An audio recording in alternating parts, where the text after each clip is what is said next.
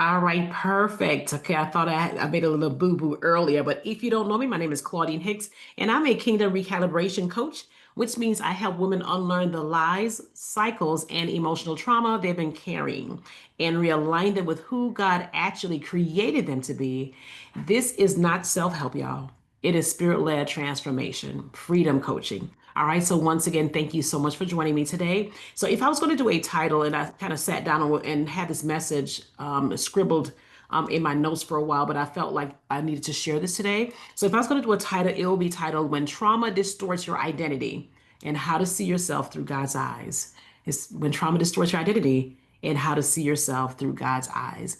And so they really teach this in church that trauma doesn't always leave scars that you can see, it leaves blurred visions. I'm going to say that again, okay? Trauma doesn't always leave scars you can see. What it does is it leaves blurred visions.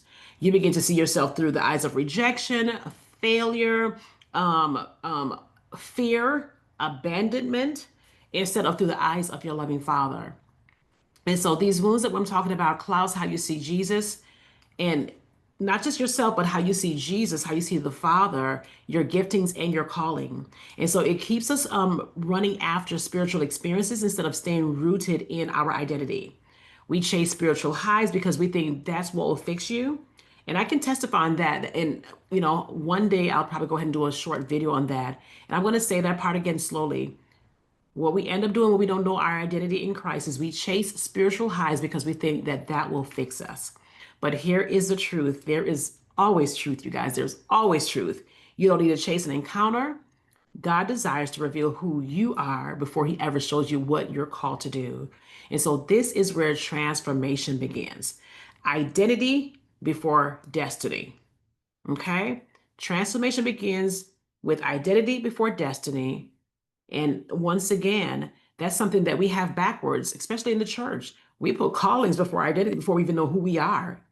And that's why I believe that sometimes we slip up, we mess up. I mean, yes, there are things out there that we'll be faced with, but I truly believe that we see more of it because we're trying to move into our destiny and our callings and not knowing our identity.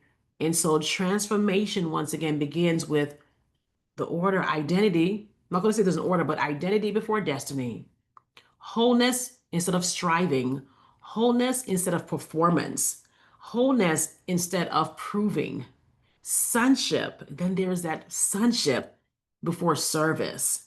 And so that is why I don't sell advice, but I lead you into transformation. I lead my clients into transformation because advice wears off, but true identity, it rebuilds you.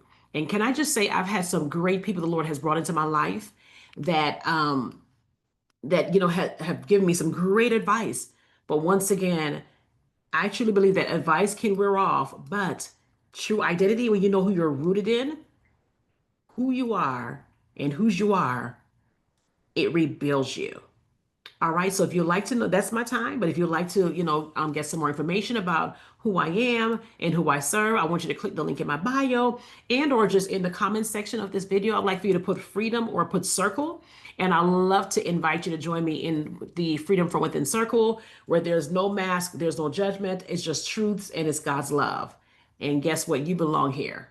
All right. So once again, that is my time. And I just want to say to you all, I love you all and shalom.